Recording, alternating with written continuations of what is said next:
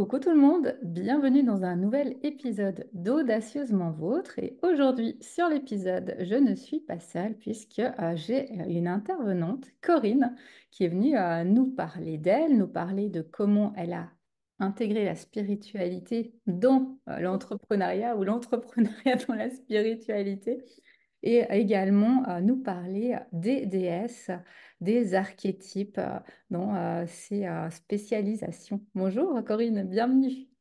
Salut Christa, merci beaucoup de m'avoir invitée. Je suis très touchée par ton invitation. Merci beaucoup. Et bonjour à tout le monde. Merci Corinne d'avoir accepté puisque moi j'aime beaucoup ce que tu proposes. Je t'ai rencontré il y a quelques mois maintenant. Tu m'as contacté pour que je t'accompagne en tant qu'entrepreneur puisque tu as ouvert ta boutique et tu as vraiment cette spécialisation dans le féminin, dans les déesses et c'est quelque chose que j'apprécie beaucoup. J'ai pu participer à deux cercles, dont un cette semaine sur la déesse Isis. Et vraiment, j'apprécie ces moments, ce que tu partages, ton énergie. Et j'avais vraiment envie de pouvoir offrir aux personnes du podcast également cette belle énergie que tu as et ces connaissances euh, tellement puissantes et intéressantes que tu as sur le féminin, sur les déesses. Ah, merci, ça me touche. Merci beaucoup. Alors moi, je vais te présenter pour commencer pour les personnes qui ne te connaissent pas encore, pour qu'elles puissent découvrir ton univers, découvrir ton monde. Donc toi, Corinne, tu as une boutique spirituelle à Sierre, en Valais, qui s'appelle De la Lune aux étoiles, où il y a de magnifiques articles. Je vous invite vraiment, si vous êtes dans la région, à aller découvrir la boutique, ou même, vous pouvez même commander à distance, hein, tu envoies les articles aux personnes et tu as créé cette boutique récemment, hein, puisque durant 37 ans, tu étais salarié et tu as fait le grand saut. Donc déjà, juste bravo pour ça. Et tu as choisi de créer, d'aller vers cette boutique spirituelle, ésotérique et d'offrir de l'artisanat, des créations locales réalisées par des femmes. Donc aussi, chaque objet que tu as choisi dans ta boutique sont vraiment symboliques et il y a aussi toute cette démarche-là qui est très belle, qui va avec justement tout ce féminin aussi que tu proposes. Il y a vraiment cette belle cohérence et ces valeurs que tu as amenées dans ce que tu proposes et ça, c'est quelque chose aussi qui me plaît beaucoup. Et tu t'es, toi, vraiment formé à tout ce qui est féminin sacré. Tu as fait de nombreuses formations autour de cette thématique. C'est vraiment ta spécialisation. Je me souviens, et j'avais trouvé ça génial, que tu faisais partie de la sororité des prêtresses d'Avalon de Gladstonebury. Il faut que je lise mes notes pour le voir. Et de la lignée des roses. Donc vraiment, tout un cheminement ici que tu as fait au niveau de ces formations sur le féminin. Tout à fait, c'est vrai. Ouais. Ça m'a passionnée en fait. J'ai trouvé ma place dans ces cercles de femmes, dans ces liens qu'on peut tisser entre femmes, entre sœurs. Je trouve que ben, voilà, ça m'a permis de trouver ma place dans ce monde en fait. Ouais, Et ouais. donc aujourd'hui, ben, en plus de ta boutique, hein, tu offres justement des cercles de femmes, des rencontres et également des retraites, des stages en parallèle avec tout ce savoir que tu as du féminin, des déesses. Ouais, tout à fait, c'est juste. Ouais, on pourra en parler peut-être à la fin, un petit cadeau pour les femmes à qui qui s'intéressent et qui auraient envie de s'inscrire. Ouais, tout à fait. Avec plaisir. Et comment toi, Corinne, tu aimes bien cette question tout de suite, mais comment toi, tu es arrivée à aller vers cette thématique du féminin? Comment c'est né cette envie d'en savoir plus sur les déesses? Comment c'est né cette envie d'aller te former au féminin sacré? Bah, en fait, j'ai toujours été passionnée par le monde, par la féminité. Alors au début, ça a passé par des choses plus matérielles, plus esthétiques, on va dire. Et puis, Mhm. j'ai fait une formation dans le conseil en images en 2014. Et puis, bah, les défis de la vie, en fait, m'ont amené bah, à m'ouvrir à quelque chose de plus grand que moi. J'ai découvert la spiritualité il y a à peu près maintenant 10 ans. Et puis, ben, de fil en aiguille, le féminin revenait toujours à moi, mais d'une façon plus spirituelle. Et puis, j'ai découvert les cercles de femmes. Et puis, j'ai découvert aussi Église Paradella qui m'a formée justement à l'école des mystères à Lutry. Et puis, pour moi, ça a été vraiment une révélation. J'ai vraiment trouvé, ouais, le sens de ma vie, une place dans ce monde en participant à ces cercles et lorsqu'on m'a enseigné quelle puissance et quelle richesse on a, nous les femmes, en fait. Et c'est venu, en fait, petit à petit, presque un peu tout seul sur mon chemin, j'ai envie de dire, par des rencontres, Mhm. par d'évidences que j'ai pu avoir. Et puis, ça m'a semblé comme une évidence, ouais, de me former au féminin sacré, ouais. Et de tisser ces liens entre femmes. C'est très, très important pour moi, ouais, ouais, Ouais, ça se ressent vraiment dans ce que tu proposes.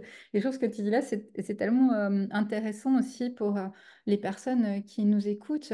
Mais c'est vrai que quel que soit finalement ce qu'on rencontre, à un moment, quand on a ces rencontres-là qui font qu'on se dit, ça c'est pour moi, ça résonne pour moi, j'ai l'impression que là, il faut que j'y aille. Et puis après, les choses s'ouvrent toutes seules. Et comme tu viens de le dire très justement avec ce mot, c'est une évidence, c'est une fluidité. C'est ça pour lequel on a envie de mettre de l'énergie, où on a envie d'aller.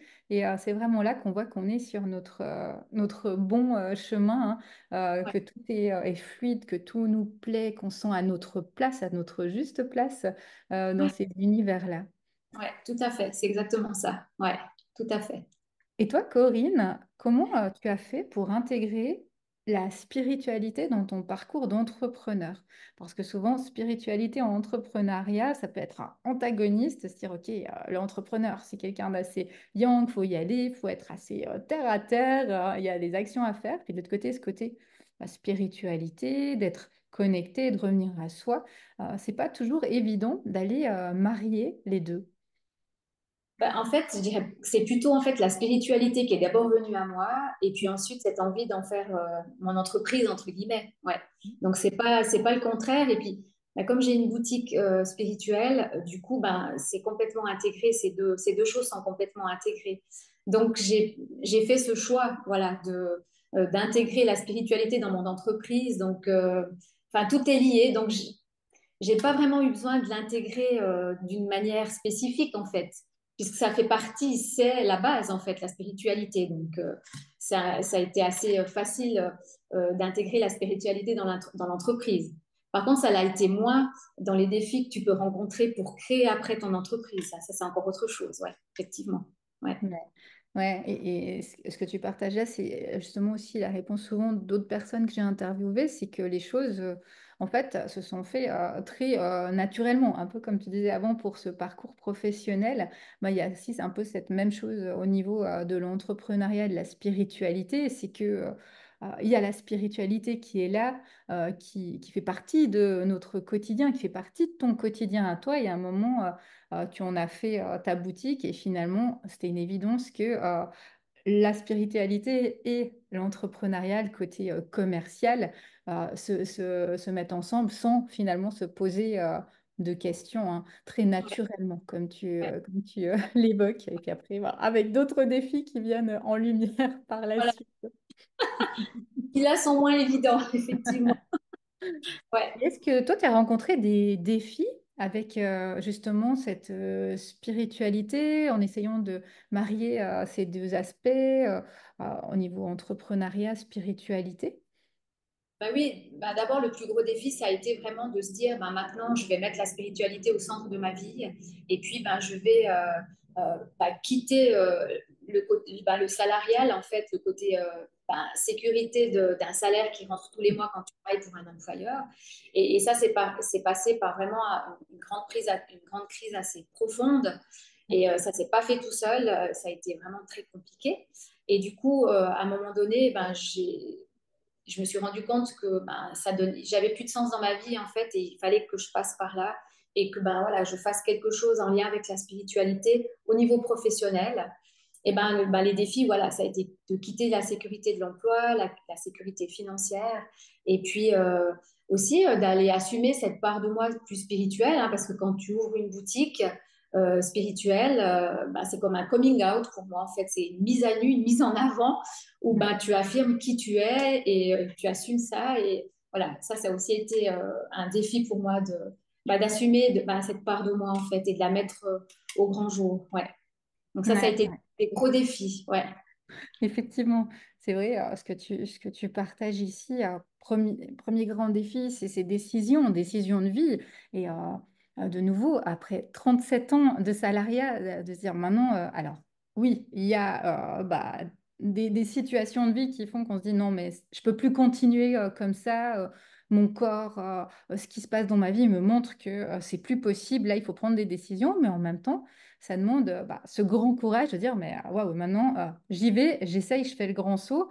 Et après, justement, comme tu le dis, d'aller vers quelque chose de spirituel, d'aller mettre en lumière ces parties-là, ces choses-là, c'est pas évident, ça demande beaucoup aussi de courage d'aller parler de tout ça, d'amener un regard aussi de la part d'autres personnes, se dire, mais euh, qu'est-ce que c'est?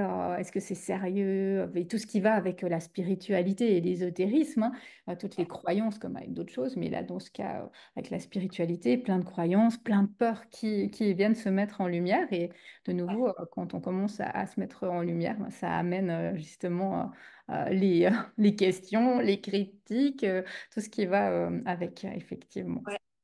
Et puis aussi tous ces doutes et ces peurs, les croyances limitantes, hein, que ben voilà, il faut en fait on apprend dans notre société à rester à notre place, à rester dans la sécurité, à pas sortir de cette zone de confort. Donc du coup voilà, de sortir d'une zone de confort et puis d'aller malgré les doutes, la non confiance en soi, l'illégitimité de faire quelque chose de différent. Enfin voilà. Donc ça a été tout un travail intérieur en fait pour pouvoir sortir de cette coquille, sortir de cette zone de confort et puis aller vraiment vers quelque chose qui fait sens pour moi et de pouvoir transmettre aussi les petites choses que je peux mettre en avant à mon niveau. Ça, c'était aussi important pour moi de transmettre.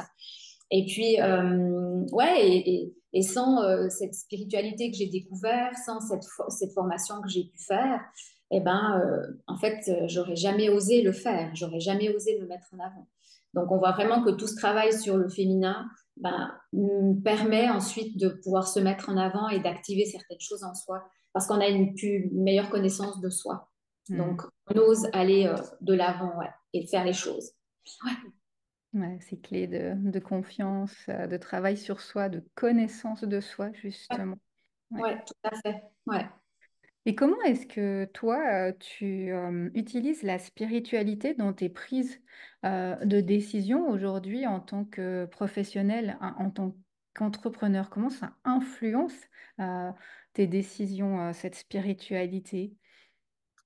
En fait, c'est tellement mêlé que je ne peux même pas dire, ça influence à tous les niveaux en fait, parce que je vis dans cette spiritualité, je vis dans des objets spirituels à la boutique, je vis en lien avec les sabbats que j'anime, les cercles de femmes, avec le changement des saisons, je vis avec les gens qui viennent, qui peuvent être thérapeutes, qui sont voilà, des coachs spirituels, enfin, donc en fait, tout est tout le temps lié.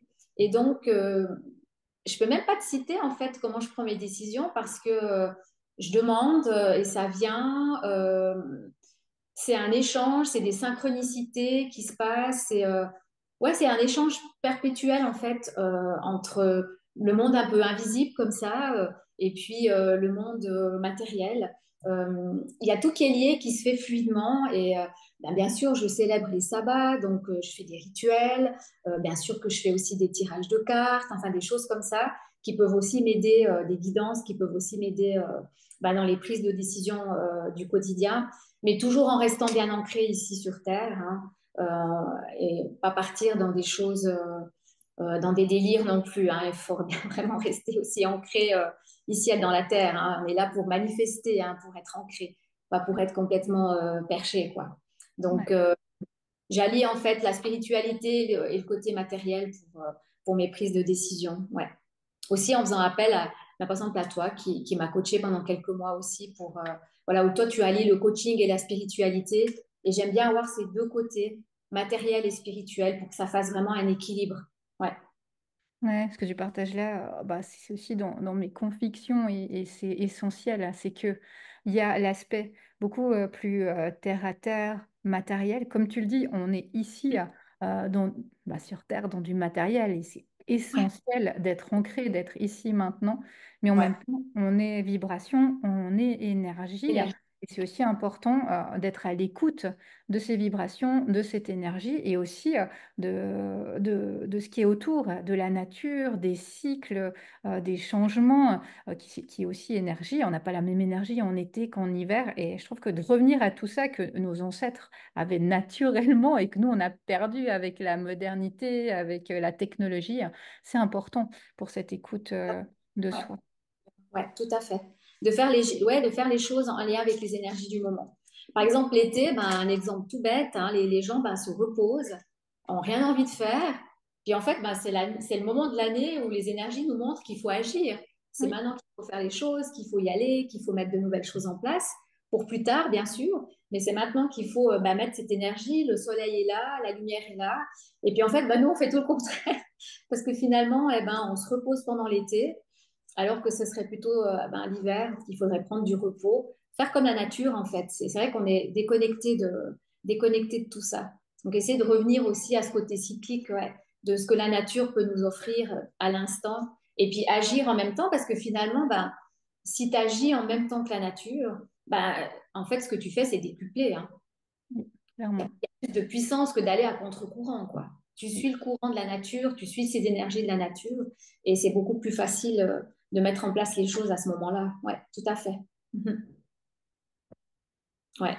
Toi, aujourd'hui, tu étais venu nous parler, enfin, je t'avais demandé justement d'aborder cette thématique des déesses et tu as choisi de nous parler de alors, quelques archétypes au niveau des déesses. Est-ce que tu peux nous en dire un peu plus sur déjà, les archétypes, qu'est-ce que c'est et puis qu'est-ce que tu as envie de nous partager aujourd'hui? Alors, bah, tout d'abord, je voulais juste dire que ben, j'anime en fait des cercles de femmes lors des sabbats de la roue celtique, hein, qui est un calendrier païen. La roue celtique, ben, comme son nom l'indique, hein, c'est une roue, donc c'est pas, c'est perpétuel, hein, c'est un cycle. Encore, on revient toujours au cycle. C'est pas linéaire comme nous on a l'habitude, hein, on a un calendrier qui est linéaire où il y a un début et une fin. Eh ben, la roue celtique, c'est perpétuel, hein. Il n'y a pas de début, il n'y a pas de fin.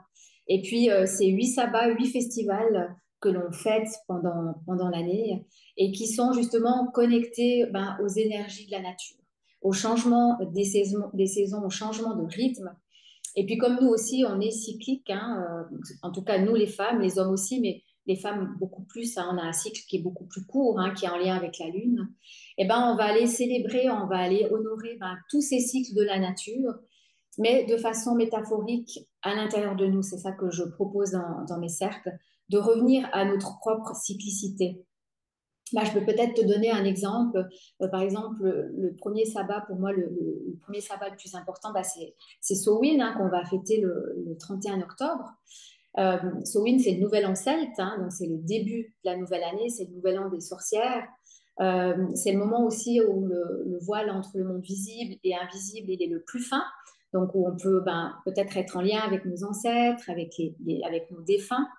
Et puis, bah, si tu regardes les énergies dans la nature à Samhain, à ce moment-là, eh ben, tu te rends compte que l'obscurité prend beaucoup plus de place, les jours raccourcissent, les arbres ben, laissent tomber leurs feuilles, la sève redescend dans leurs racines. En fait, l'hiver se prépare à sa propre mort symbolique. Et ben, nous, on va faire la même chose que la nature, puisque tout ce qui se passe dans la nature, à l'extérieur, eh ben, se passe aussi à l'intérieur de nous, même si on n'en est pas conscient. Parce que comme tu disais, ben, on est complètement déconnecté de ces cycles. Eh bien, on va faire la même chose par des méditations, par des rituels. On va laisser partir, on va laisser tomber ben, tout ce qui est tout ce qui est obsolète dans notre vie, tout ce qu'on n'a plus envie de porter. Ça peut être des modes de comportement, de fonctionnement, ça peut être des situations. Et on va faire ça par des méditations, par des rituels qui sont vraiment liés aux énergies du moment. Donc, en plus, un rituel, ben, c'est très puissant, hein, et de le faire en groupe, ben, ça amplifie cette puissance.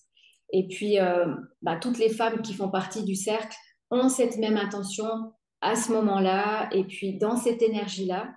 Et puis, il ne faut pas oublier qu'il y a quand même plein de gens, en fait, hein, qui célèbrent les sabbats et qui sont dans cette même énergie. Donc, en fait, ça forme vraiment un égrégore où il y a plein de gens qui font la même chose en même temps.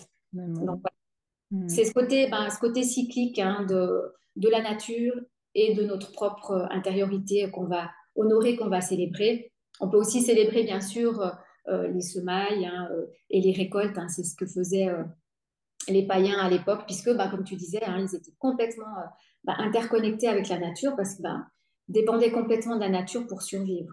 Donc voilà, en fait, on fait des rituels en lien avec ça. Et une chose aussi que je voulais dire qui est très importante pour moi dans les cercles, c'est ce côté d'écoute bienveillante, d'écoute active, parce que à quel moment de notre vie, en fait, on peut être dans un endroit où on peut déposer notre parole, où ça va être entendu dans le non-jugement et dans la bienveillance, et puis où on se rend compte, en fait, qu'entre femmes, on est chacune le miroir de l'autre. Et donc, les femmes, elles le disent, hein, elles se sentent tout d'un coup soutenues, beaucoup moins seules dans leur quotidien, dans peut-être les problématiques qu'elles peuvent rencontrer. Et pour moi, ça, c'est vraiment, vraiment très, très important de pouvoir offrir cet espace de sécure où la femme peut déposer ses expériences voilà, entre nous, en fait. Ouais. Et puis, comme tu le disais, effectivement, dans mes cercles, j'intègre des archétypes du féminin et des déesses aussi. En fait, c'est des figures emblématiques hein, qui symbolisent en fait les différentes facettes que on a à l'intérieur de nous. Elles ont chacune leur énergie, leurs qualités qui leur sont propres, leur qualité, mais aussi leur côté sombre. Hein. Il n'y a pas que les qualités, il y a ces deux facettes, c'est la dualité. Hein. On est dans un monde duel, donc on a ces dualités aussi en nous.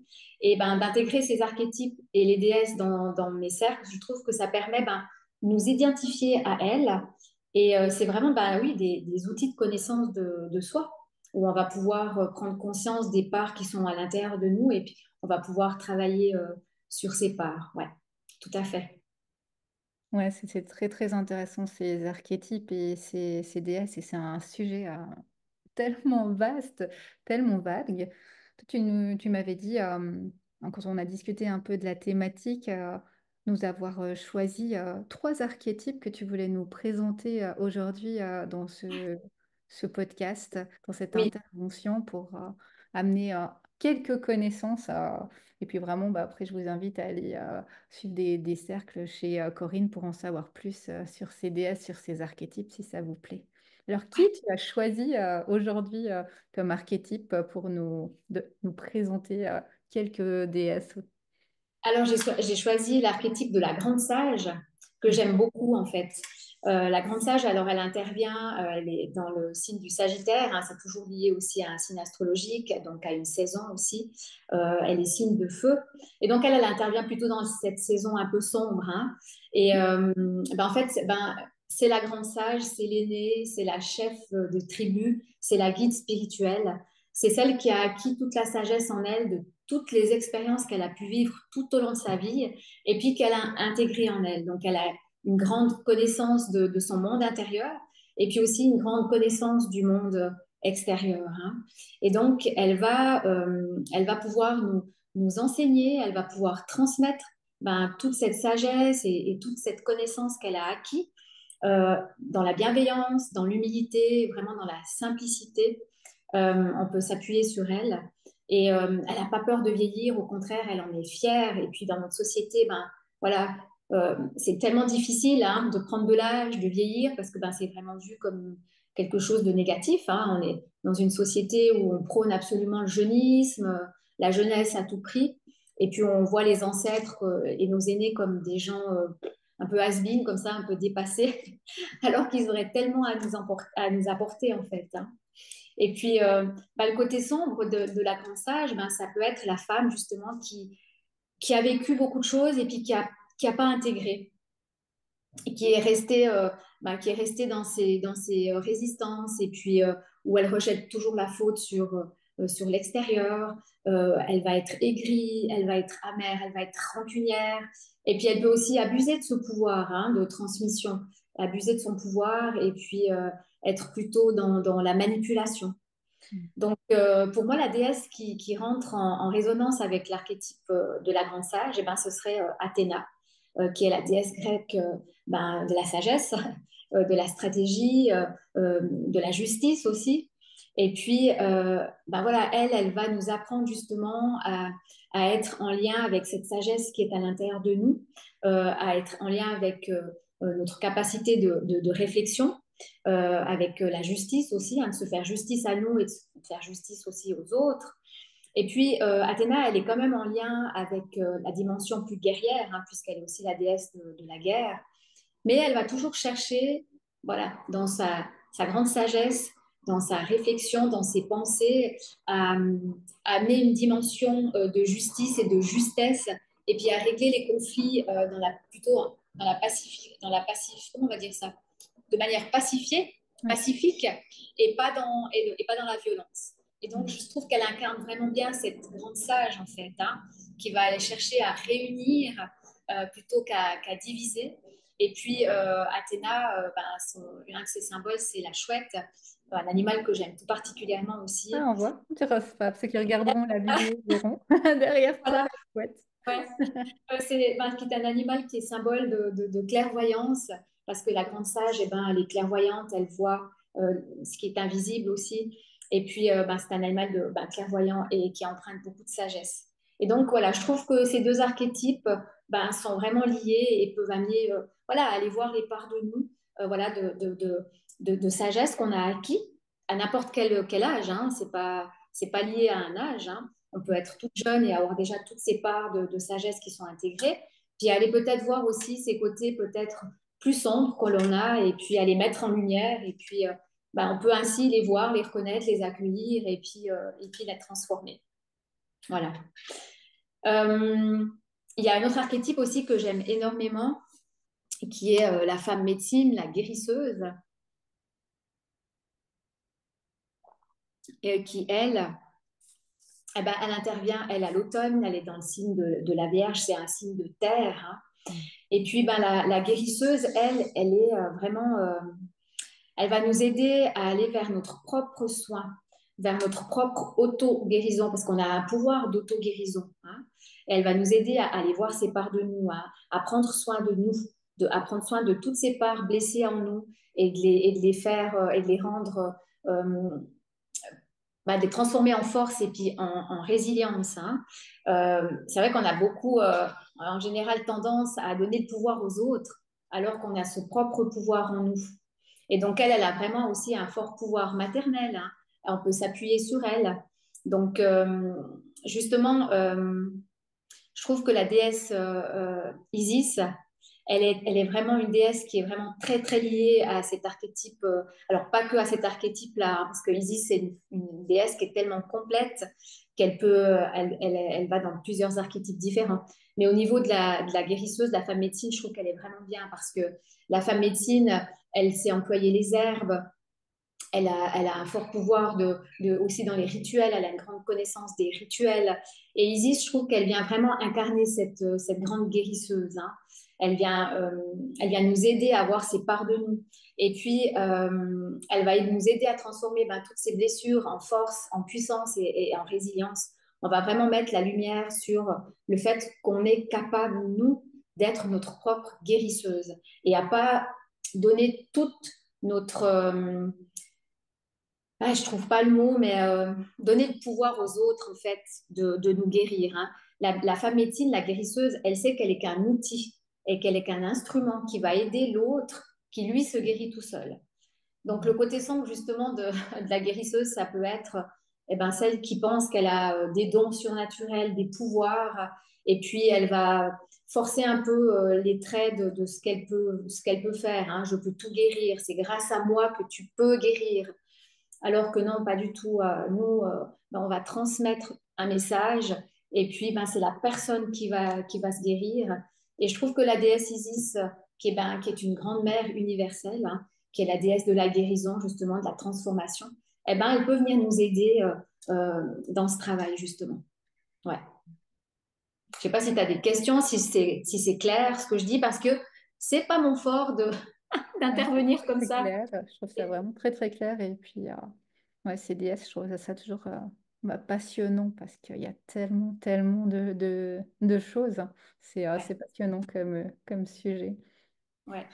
J'ai encore un archétype si tu as envie si t'as Ouais, envie que j'apporte. troisième Un archétype. archétype que j'aime beaucoup aussi, qui est dans mon signe, hein, le signe du taureau, qui est l'archétype de l'amoureuse, qui elle, c'est une terrienne, c'est une épicurienne, c'est une femme qui aime profiter des belles choses de la vie, elle aime prendre soin d'elle, elle est en lien avec sa créativité, avec sa sensualité, avec sa sexualité. C'est quelqu'un qui est un archétype qui est charismatique, qui aime être dans l'intimité avec les gens qui l'entourent. Elle aime créer du lien.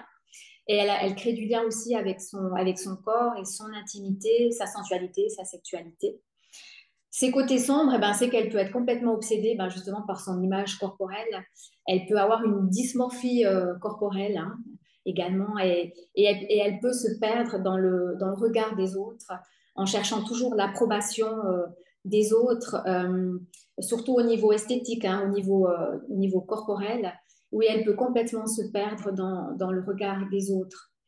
Ce qui a longtemps été mon cas, par exemple. Voilà, je cherchais beaucoup la validation, et encore à l'heure actuelle, mais beaucoup la validation chez les autres, et ce côté où tu n'existes que si tu as de la valeur pour les gens. Ça, c'est le côté sombre de la grande amoureuse. Et puis, qui d'autre que la grande déesse Aphrodite, hein, cette grande déesse grecque qui est d'une beauté magnifique, qui est la déesse de la sensualité, de la sexualité, de la beauté et de l'amour. Et puis justement, elle va nous aider à être en connexion plus profonde avec notre beauté intérieure et notre beauté extérieure. Elle va nous aider à nous accepter tels que nous sommes et à nous aimer tels que nous sommes, sans Mhm. chercher toujours cette perfection. À nous les femmes, je trouve qu'on est vraiment des des championnes du monde, hein. On est très dans le perfectionnisme parce qu'on nous demande de faire tellement de choses et on est vraiment quelquefois dans le côté vraiment extrémiste, hein, de cette recherche de perfection, de beauté à tout prix. Et puis finalement, on a peu de bienveillance pour nous-mêmes. Et puis Aphrodite, elle va vraiment nous aider à travailler là-dessus. Et donc dans mes cercles, j'intègre ces archétypes et ces déesses. On va plus profondément, hein, dans les choses. Euh, Par exemple, un cercle où Aphrodite est présente, c'est un cercle où je propose de pacifier notre lien avec nos lignées féminines et notre image corporelle, puisque c'est notre mère en fait, hein, et les modèles féminins, maternels qu'on a de toute petite, qui insinuent en nous notre propre image corporelle qu'on aura tout au long de notre vie et puis qu'on va perpétuer, hein, de génération en génération. Et puis, Aphrodite, elle fait partie du cercle pour aller pacifier ce lien avec nos lignées féminines, avec nos mères, avec nos ancêtres et avec notre propre image corporelle. Pour te donner un exemple, voilà, de comment on peut travailler avec les archétypes et avec les déesses, plus concrètement parlant. Voilà. Ouais. Ouais, très intéressant. Et comme tu le partageais aussi par rapport au choix finalement que toi, tu as fait des trois archétypes que tu as présentés, c'est qu'il n'y a pas de hasard, hein. Les archétypes vers lesquels on va aller, les déesses qui nous parlent, ou à l'inverse, les déesses qui nous dérangent, c'est qu'il y a quelque chose avec nous à explorer, à travailler. Et même, j'invite les personnes qui écoutent le podcast à voir juste parmi les trois archétypes que tu as présentés, lequel résonne le plus avec elle et lequel résonne peut-être moins ou dérange. Ça peut être vraiment déjà un joli travail de connaissance de soi, d'introspection. Et merci pour, j'ai envie de dire, cet extrait de contenu, parce que c'est un sujet qui est tellement vaste Oui. qu'il y a des heures et des heures de podcasts et de vidéos qu'on pourrait tourner. Et j'invite vraiment les gens, les femmes qui sont intéressées à venir, si elles le peuvent, dans un de tes cercles, dans une rencontre, pour voir comment ça se passe, cette rencontre. Déjà, comme tu l'as dit, dans le cercle avec les femmes, de pouvoir parler, cette écoute, cette sororité qui est là. Et deuxièmement, ce travail sur soi, cette connaissance de soi, ce travail avec l'archétype, avec la déesse choisie. Et Ouais.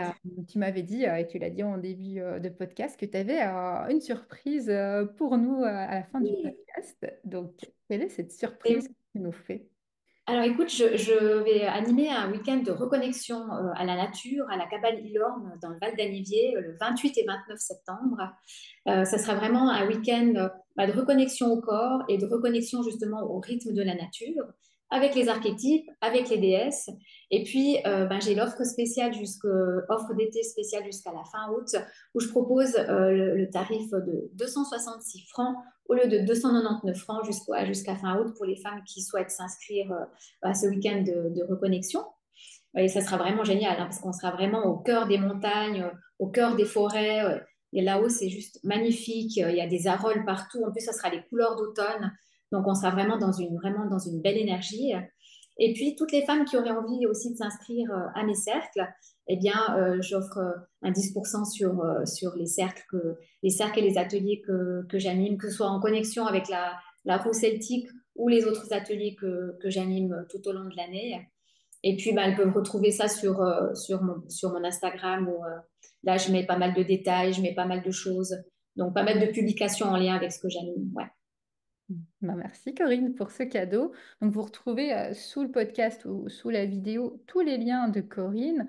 De nouveau, bah, je vous invite, si vous êtes dans la région, à aller découvrir la boutique et à rencontrer Corinne en vrai pour échanger avec elle, pour découvrir encore plus son univers, ses archétypes, ses déesses, ce qu'elle propose dans sa boutique. C'est vraiment des pépites, donc n'hésitez pas. Merci Corinne d'avoir pris ce moment, d'avoir partagé avec nous ces éléments sur ce qui, toi, t'anime, te passionne aujourd'hui. Et à tout bientôt. Merci beaucoup, Christa. À tout bientôt. Merci.